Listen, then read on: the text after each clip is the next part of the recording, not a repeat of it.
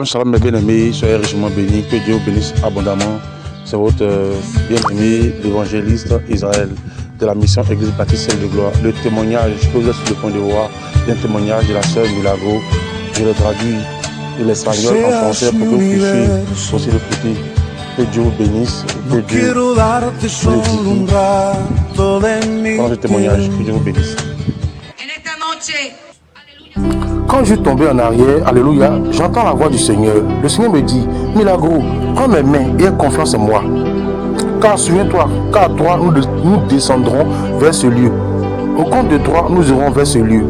Je me souviens que lorsque nous avons commencé à descendre vers ce lieu si terrible, alléluia, ce lieu, loué ce nom du Seigneur, où je ressentais beaucoup de chaleur, c'était une vitesse si rapide, alléluia, si rapide à laquelle nous descendions vers ce lieu si sombre.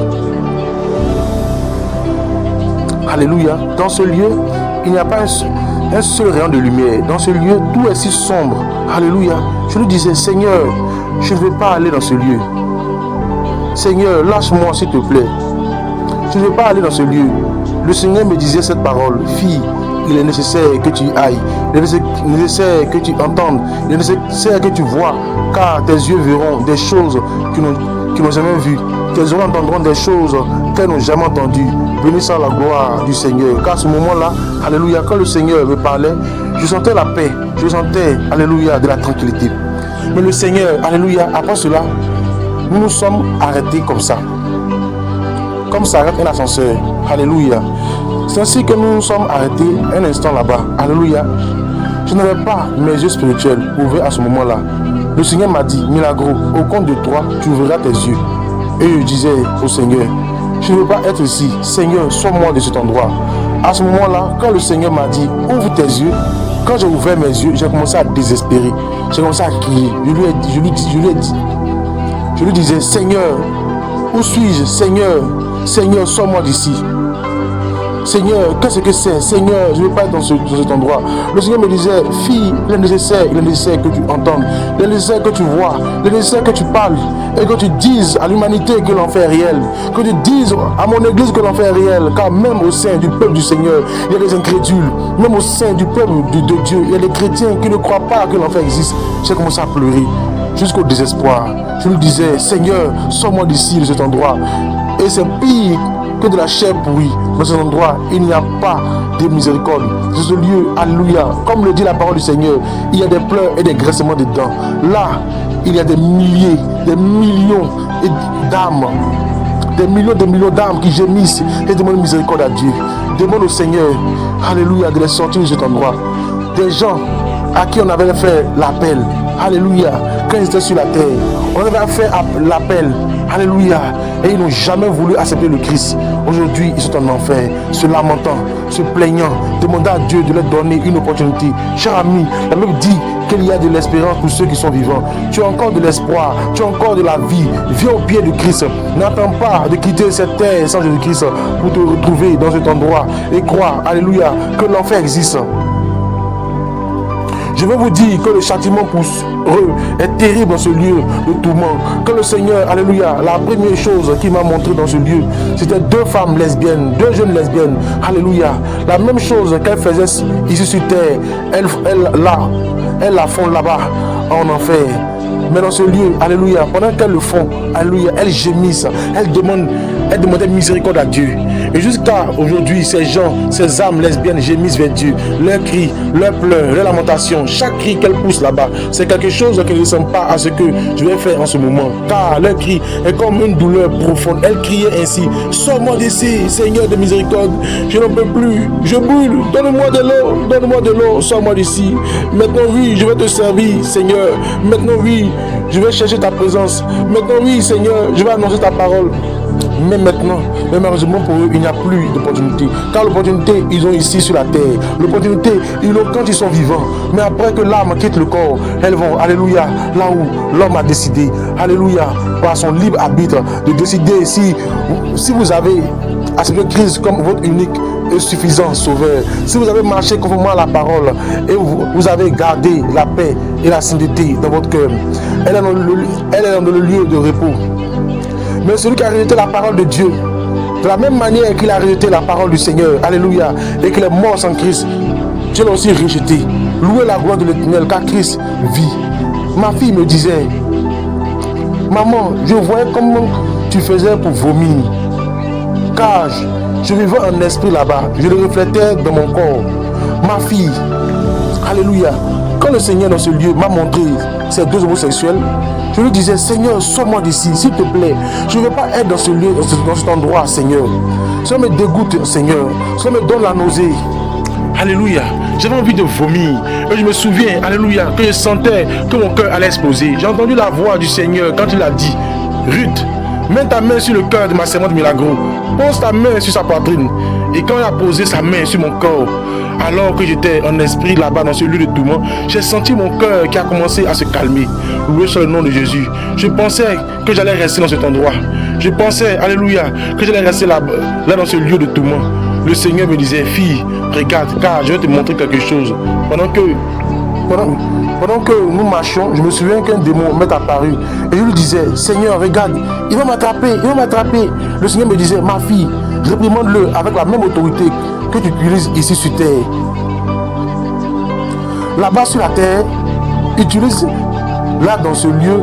Et je me souviens qu'il est sorti de moi une autorité plus grande. Mais je ne le répondais pas. Alléluia. Mais en langue. Je l'ai répondé en langue. Ce démon a commencé à fuir jusqu'à ce qu'il disparaisse de cet endroit. Si vous devez applaudir Christ, applaudissez, car c'est la gloire du Seigneur, la gloire de Dieu. Alléluia. Ensuite, après cela, le Seigneur m'a montré une jeune fille qui gémissait tellement devant le Seigneur. Le châtiment de cette jeune fille, sa torture, son châtiment là-bas, son tourment est plus grand que celui de la personne qui n'a pas connu Christ. Cette jeune fille avait commis l'adultère, elle avait commis le péché dans les voies du Seigneur, et cette jeune fille est tombée enceinte. Cette jeune fille s'est provoqué un avortement, et cette jeune fille, en se provoquant l'avortement, alléluia, elle s'était déjà égarée, elle s'était éloignée du Seigneur. Mais elle a pratiqué l'avortement. Au milieu de la pratique de l'avortement, elle est morte. Cette jeune fille, je vois comment elle implorait la miséricorde du Seigneur. Je vois cette jeune fille pratiquer de l'avortement. Elle est morte. Cette jeune fille, je vois comment elle implorait la miséricorde du Seigneur. Je vois cette jeune fille, comment elle demandait miséricorde au Seigneur. Elle lui disait, Seigneur, donne-moi de dernières opportunités.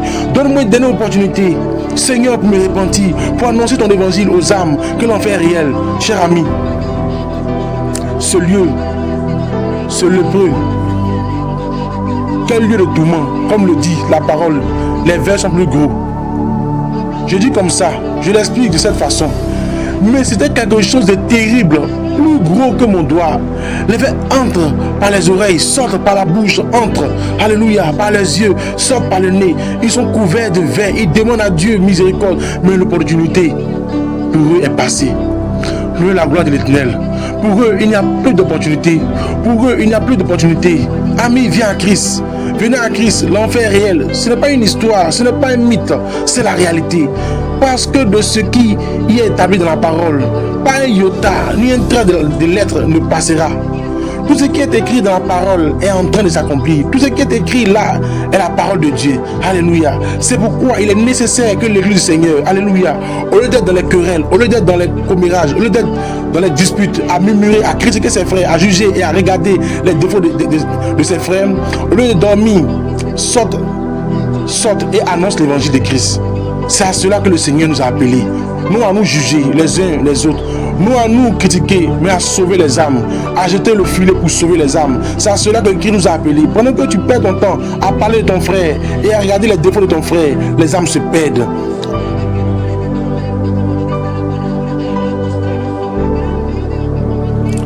Quand tu critiques ton frère et que tu murmures contre ton frère, quand tu juges ton frère, que tu te moques de ton frère, tu es toi-même en train de salir ton vêtement. Car celui qui parle de son frère est un meurtrier. Et je ne sais pas, Dieu sait pourquoi il met cela dans ma bouche.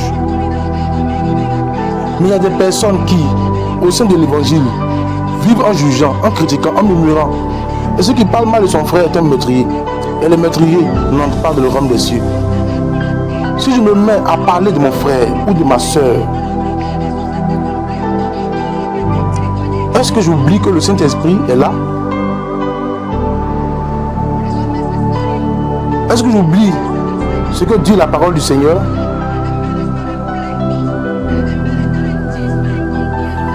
Que nous rendons compte pour chaque parole qui sort de notre bouche.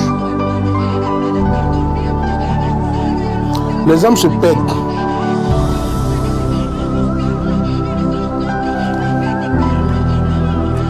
Les âmes se perdent et l'église du Seigneur est dans les querelles.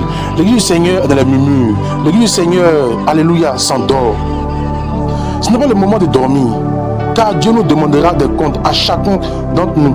Dieu nous a choisis comme ses disciples. Dieu nous a choisis comme un instrument pour que nous annoncions le saint évangile de Jésus-Christ. Louez la gloire de Dieu. Louez la gloire de l'Éternel. Car Christ, la gloire de Dieu, alléluia, le Seigneur, alléluia, m'a montré comme une sorte de très grande colonne où il y a. Car je n'ai pas dit qu'il y avait. Il y a des personnes nues, avec les mains attachées dans le dos, avec les pieds en l'air.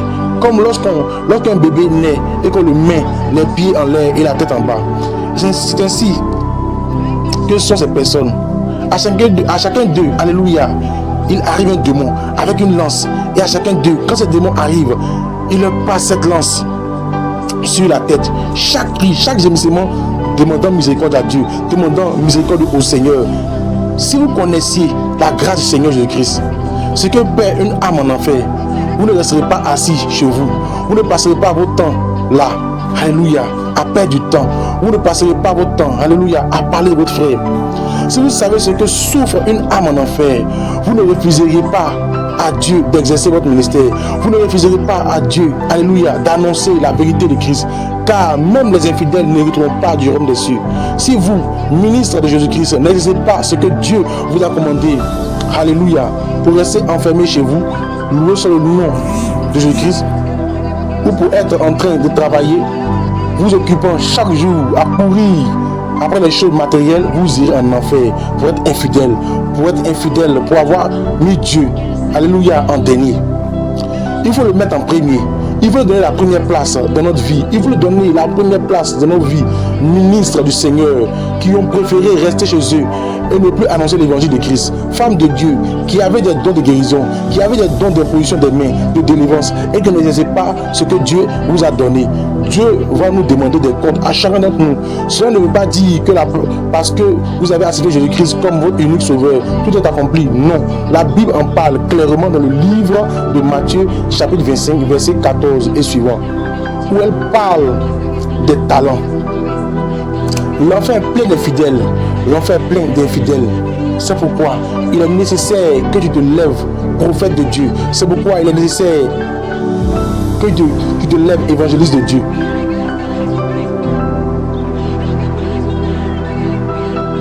C'est pourquoi il est nécessaire que tu te lèves, prophète de Dieu. C'est pour cela qu'il est nécessaire que tu te lèves, évangéliste de Dieu. C'est pour cela qu'il est nécessaire, maître de la parole, que tu te lèves et commence à exercer ton ministère. C'est pour cela qu'il est nécessaire, pasteur, que vous fassiez perdre les brebis du Seigneur, conformément à ce qui est écrit dans la parole. C'est pour cela qu'il est nécessaire que le peuple de Dieu, en ces derniers temps, commence à jeter le fumier, commence à sauver les âmes, commence à chercher l'évangile, car la venue de Christ est très proche, car la venue de Christ est plus proche que ce que vous et moi avons pensé. Alléluia.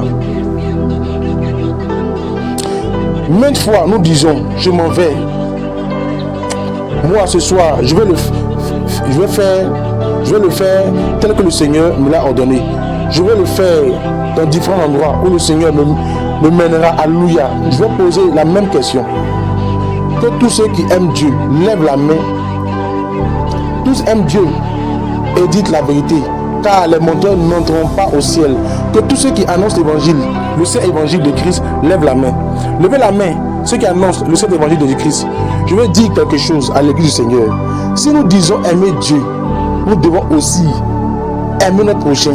Savez-vous comment nous démontrons à Dieu que nous l'aimons, que nous accomplissons sa parole et que nous sortons annoncer son évangile? Quand nous ne donnons pas de prétexte à Dieu, quand nous ne lui disons pas, Seigneur, je ne peux pas y aller parce que j'ai un petit enfant. Seigneur, je ne peux pas y aller parce que je dois travailler. Seigneur, je ne peux pas y aller parce que mon mari ne va pas me laisser. Celui qui ne quittera pas père, ni mère, ni fils, ni époux, n'est pas digne de t'appeler son disciple, n'est pas digne de t'appeler un disciple de Dieu. Celui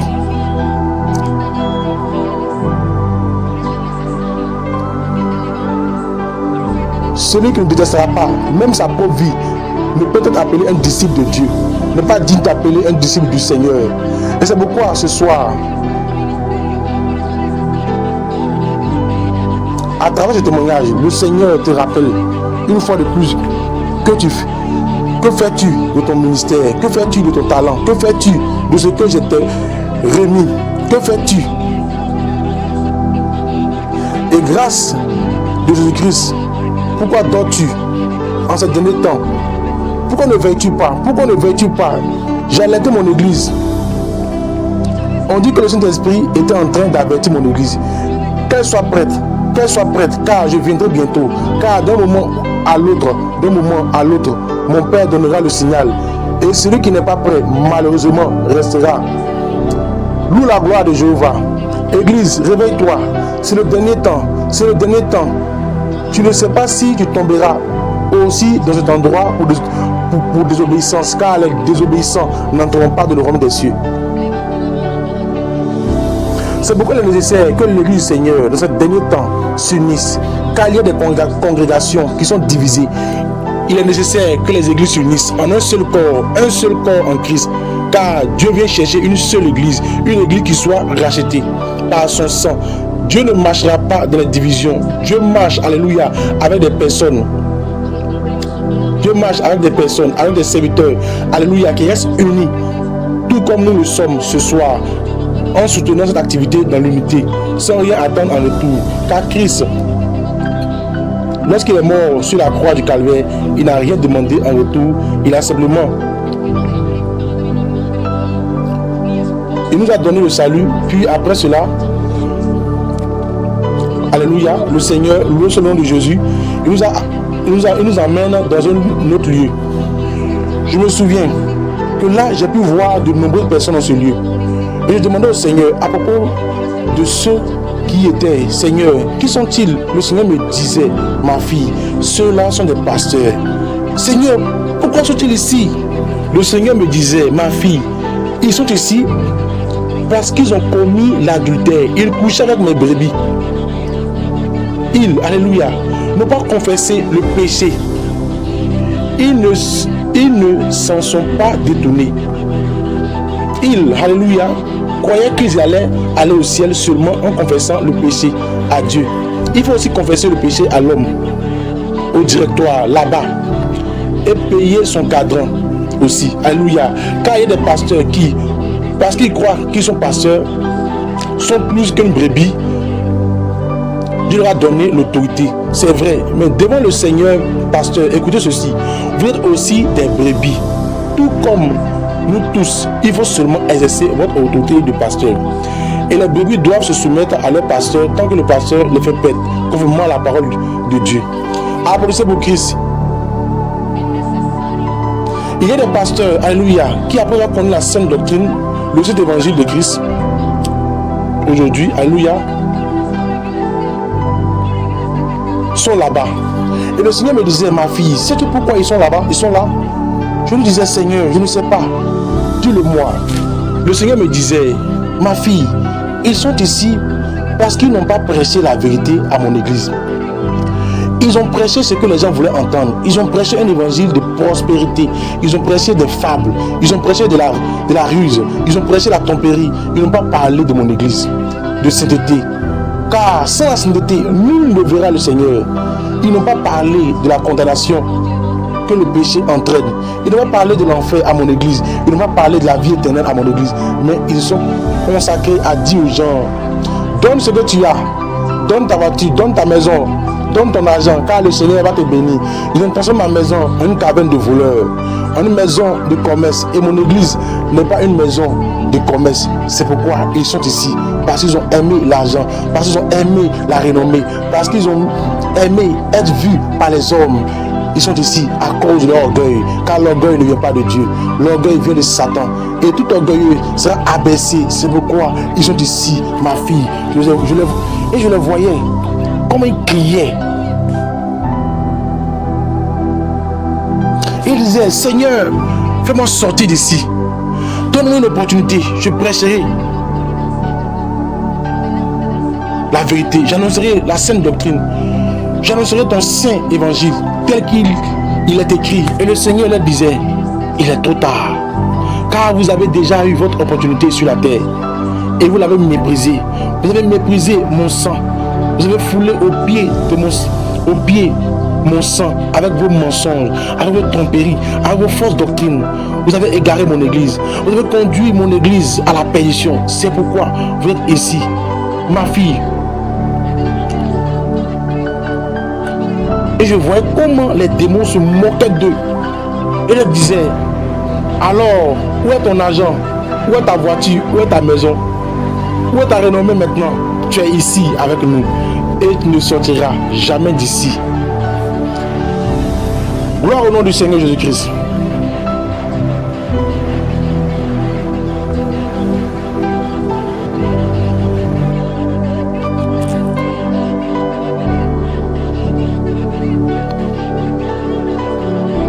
Perçant les brebis du Seigneur avec des lèvres sèches, pasteur, alléluia. Après qu'ils avaient une congrégation, alléluia, où l'on portait le voile, où l'on s'habillait, alléluia, comme une sainte du Seigneur, ils ont confondu la liberté en Christ avec le libertinage.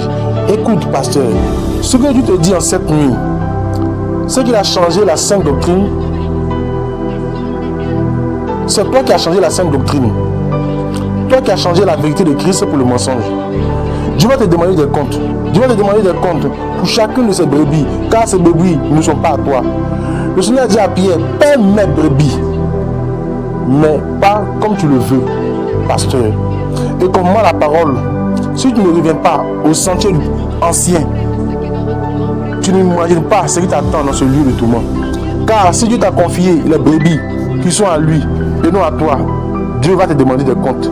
Pour chaque brebis que tu as blessé, pour chaque brebis, pour chaque fois, alléluia, que tu as maltraité, pour chaque brebis que tu as battu, loué soit le nom de Jésus. Pasteur, alléluia, qui sont en enfer parce qu'ils volaient les offrandes, ils gardaient les offrandes pour eux.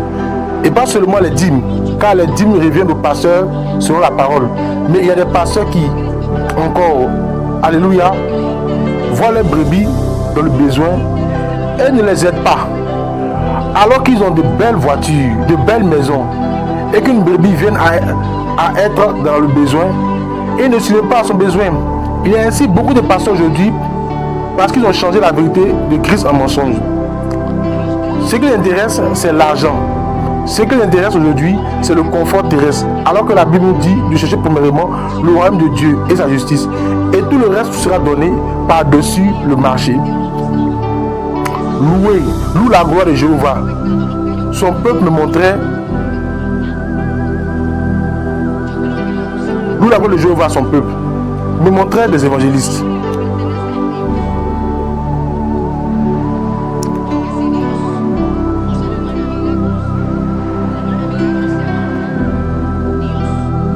Il me montrait des évangélistes.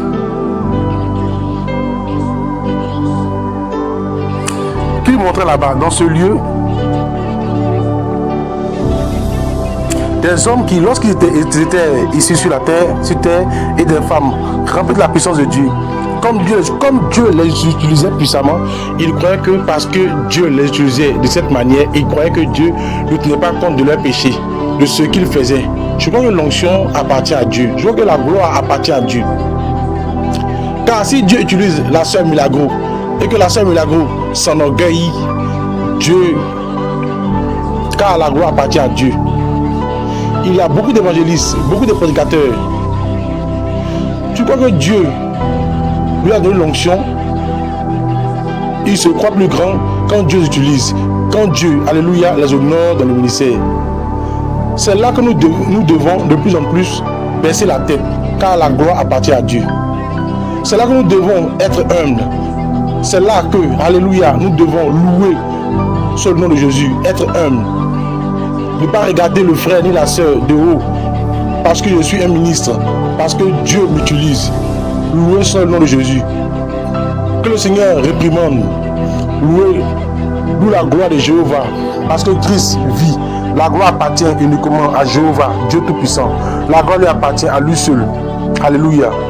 Que se passe-t-il aujourd'hui? L'enfer est rempli de beaucoup d'entre eux, évangélistes, prédicateurs, qui changent la vérité de Christ. Ils agissent comme des Judas. Alléluia.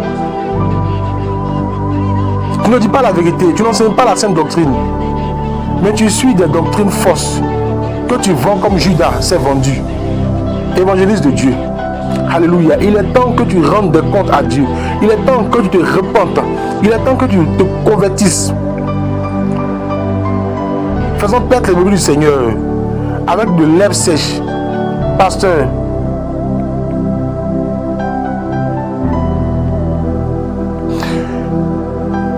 et que tu dises la vérité conformément à ce qui est établi par la parole de Dieu. Par la parole. Car Dieu te demandera des comptes. Reste fidèle à la sainte doctrine. Continue de garder la sainte doctrine, la sainte parole de Dieu. Ne laisse personne te détourner du chemin. Car il y a là-bas beaucoup de faux. Il y a là-bas beaucoup de menteurs. Alléluia. Parlant de prospérité, parlant d'argent, parlant de biens. Non, frère, ne t'amasse pas de richesses ici sur la terre. Bats-toi pour ta couronne, bats-toi pour ton salut. Mène le bon combat. Ne laisse pas l'ennemi te la ravir. Ce soir, j'invite tous les amis qui sont ici devant. Alléluia. Que Dieu bénisse mes frères musiciens. Amen. Que Dieu les bénisse. Approchez-vous un peu par ici. Hier soir, il y a eu beaucoup de pluie, n'est-ce pas? Mais le peuple du Seigneur aime tellement Dieu. Alléluia. Que nous étions là. Ce fut une grande bénédiction. Gloire à Dieu. Nous allons chercher dans nos Bibles, alléluia, la seconde épître aux Corinthiens. S'il pleut, ne partez pas, restez comme hier soir. Seconde épître, seconde aux Corinthiens, je crois seconde épître aux Corinthiens, chapitre 12. Gloire à Dieu. Confirmez-les par un amen. Nous lisons la parole du Seigneur, sous la bénédiction du Père, du Fils et sous l'onction de son Saint-Esprit. Il est écrit, certes, il ne m'est pas bon de me glorifier, mais j'en viendrai aux visions et aux révélations du Seigneur. Je connais un homme en Christ qui, il y a 14 ans, si ce fut dans son corps, je ne sais. Si ce fut hors de son corps, je ne sais. Dieu le sait. Fut ravi jusqu'au 3e ciel. Je connais cet homme. Si ce fut dans son corps ou hors de son corps, je ne sais. Dieu le sait.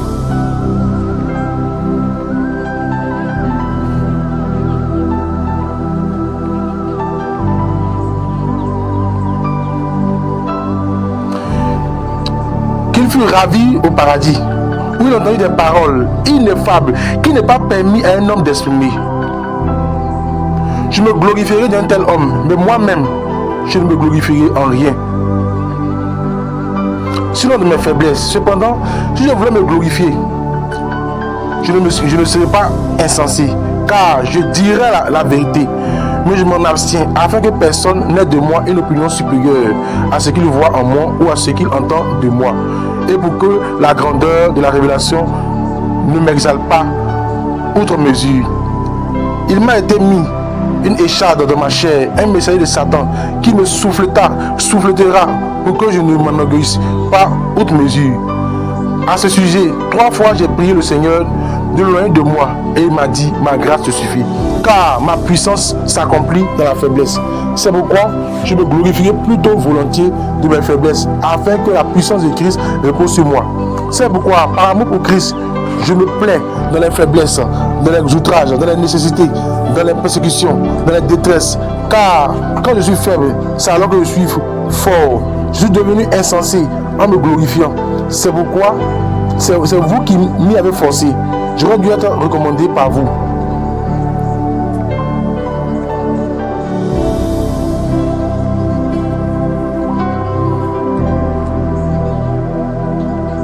Car c'est par vous que je devais être loué. Car je n'ai été inférieur en rien à ces apôtres par excellence. crois que je ne sois rien. Seigneur, je te rends grâce pour ta parole. Et me voici, Saint-Esprit, devant ta sainte et divine présence. Je me tiens, Seigneur, Père, en cette nuit, mon Dieu.